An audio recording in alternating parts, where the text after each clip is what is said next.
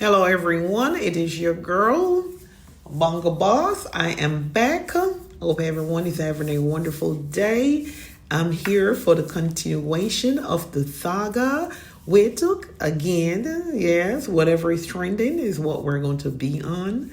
And today, there were like 4 or 5 different live streams that was done pertaining to, again, Keon, Kazim, Kris, Lord Jesus, all these caves. Guys, do you realize that it's like within this little dynamics of saga that's going on, it's a bunch of K. We got Keon, we got Keon, we got Kazim. Before we had Kevon. And it's just like a bunch. And then we have Kris. We have a bunch of K. So anyway, let's dive right into it. Again, welcome everyone. If you did not subscribe to the channel, please feel free to do so. And at the end of this video, I'm asking kindly to leave a feedback or a comment in the comment section. All right. So today, Your Majesty Kazim did a live stream, right? And I guess, the whole live stream was to come out and clear the air, like, more to say, like, giving it, social media, the real scoop on in his perspective of things, right?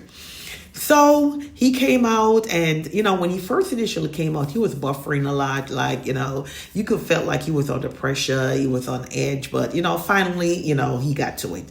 So pretty much he was giving us a rundown on like what really happened, when he got locked up, how it started, while he got locked up and, how it ended in the sense that, they got bail and, police, the injustice and, so he was kind of like giving a little, to those that didn't really know what was, had taken place. So like a little refresher course. So anyway, he was there talking and he was like, okay, let me get into it. To what I'm getting, to what I understand is that, he's trying to clear the air. Because the narrative out there, was saying that it was because of Keon why he got arrested. And then, Kris had went and run with a narrative and, because in result of that, there's a lot of confusion on social media.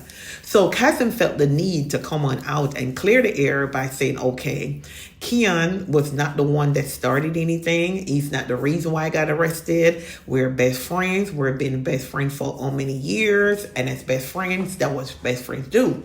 If one person's in trouble, we help each other out. So, he just wanted to clear the air because he felt like, his husband that took it, which is Kris, ran with it and, was putting it out in the media. And in resulted of that, a lot of people are blaming Keon, which is his best friend, Kazim's best friend. So, and I guess, with that part of it, started a lot of backlash and so forth from people going into Keon's inbox and, the royals going into, Keon's inbox, sending all kind of undesirable messages and so forth. And even, where Kazim's mom was concerned as well, they were, sending messages and costed, it was costing a lot of problems. So he said he wanted just to clear the air. But then again, he also stated that, he wanted this whole thing to come to an end. He wanted where everybody could be civil with each other because it's basically driving him nuts, because he's like thrown in the middle and he has to be choosing sides. And he didn't want to do that because he was saying, okay, here I have my husband on one end. On the other end, I have my best friend of 20 plus years. And now I'm thrown in the middle. So, but he also went on further to state that he felt like Kris was the one that gaslight the whole situation by coming on and just, before he fully knew the whole story. But instead, he turned on his live stream where thousands of people was watching and they got a false narrative. So, so with that said now, I guess Kris did not like how the live stream was going, right? So he decided, he was like, add me, I need to come on. But bear in mind, it was Kazim live stream because he wanted to clear the air. Anyway, he finally added Kris. So here come Kris, right? So, Kris, the way I observed what happened, Kris really didn't give Kazim the time to really express himself how he wanted to. He actually dominate the whole life too, and made it about him, how he felt, which is okay because they're supposed to be in a union. But the fact that really the whole purpose of the live just went under the bridge because he came in and he played the victim. Yes, it's all about me and so really nothing wasn't really established. And I know Kazim really did not like that. Kazim did not like the fact that, okay, here I'm in the middle, I'm trying to cry for peace, and here you come. And at one point, Kazim you could tell he just was like, okay, go ahead, have it. Say what you got to say. Because every time when Kazim tried to say, okay, guys, I want this to end. I want this to end between y'all. Today should be the last day. We have spoke behind. Okay, get whatever we need to get out. Let's move forward. And then here comes Kris, be like, okay, so you told. At one point, it was a little disgraceful. When I say disgraceful, because here we have two persons, right, that are supposed to be in a relationship, married, yeah, and they're going, pretty much, oh yes, this is what you said. No, you misunderstood. No, you clearly said this. The back and forth. But we're human, right? So things like that do happen. So anyway, the life ended. Then after that life ended, because it was. Okay. Then Keon, now, he went live. So here we have Keon went live now. And then who joined the live? Kazim joined Keon live. So I guess now this live was about, okay, how can you be my best friend, make it right so that we can coexist? Okay, I have my husband over here, then you are over here. How can we make it work? So, Kazim started talking and was like, okay, you got to remember, okay, that's my husband, you are my best friend, and da-da-da-da-da. And then Kazim went as far to try to apologize for Kris's behavior. And that did not fit too well with Keon. Keon told him blatantly, no, I'm not going to accept an apology, because Kazim was telling Keon, okay, I'm apologizing for Kris behavior, for Kris just coming out, for the disrespect, for however you feel, even though I felt like you disrespected me, Keon, when you talked about the bakery, because remember, that's my bread and butter. Which, with that, I'm saying to myself, okay, so Kazim, okay, you're saying that you felt like, Keon disrespected Kris and yourself because he talked about the bakery. And I'm not going to go down there because I've done other videos. If y'all want to know, y'all could go and watch my previous videos because I mentioned that in those videos right there. But is that a fair statement, Kazim, when you're saying that, the hurt and the disrespect? What about when Kris, right, come out whenever he and another platform owner is into some kind of bangarang, they target their brand and their bread and butter.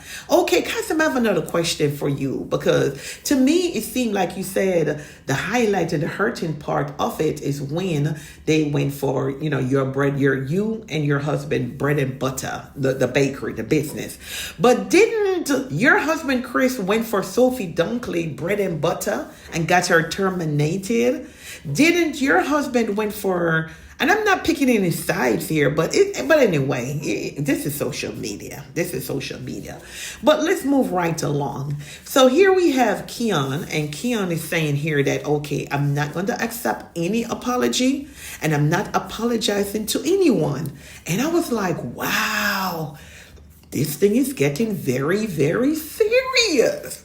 So anyway, he stated, okay, I am not apologizing. And furthermore, I'm not accepting your apology either. And I'm like, okay. He said, because number one, Kris is a grown man. Why are you here apologizing for him? Isn't he grown enough to come and apologize for himself? And Keon stood firm. He was like, I'm not accepting any apology from you on behalf of Kris. Kris should know when he has done something wrong, take full accountability and come out and be a man and apologize. And I was like, wow, good job, Keon. Keon stood his ground. And, not to take sides, but yeah, that's what real men do, right? Yeah, you come out, you don't send somebody to come and apologize for you. So anyway, Keon took it over and Keon was like, and I'm not giving an apology to anyone because I've done nothing. Why would I want to extend an apology for what? He said, listen, whatever I said, I'm not going to repeat it now, but it still stands. So, you know what? Let me retract that. He did say that he will offer, because Kazim kept saying it was a little disrespectful. So he was saying, well, if it's your bread and butter, really, I shouldn't have touched it. So that part I will give you. But anything else, he was like, hell no. Hell to the no, no, no. He said, I'm not doing it. I'm not extending any apology to anybody. So, okay, I don't want this to be a long video. So let's jump over now to Kia.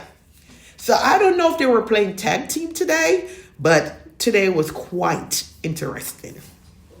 So now Kia came on live, and now everybody know Kia, Rancher Boss. Yes, it's going to be on and popping. So Kia came on, and we know Kia is going to keep it festive, right? So Kia was like, listen, I'm not going to play no games with you, baker boy, pants mouth, broken butt, as she calls him.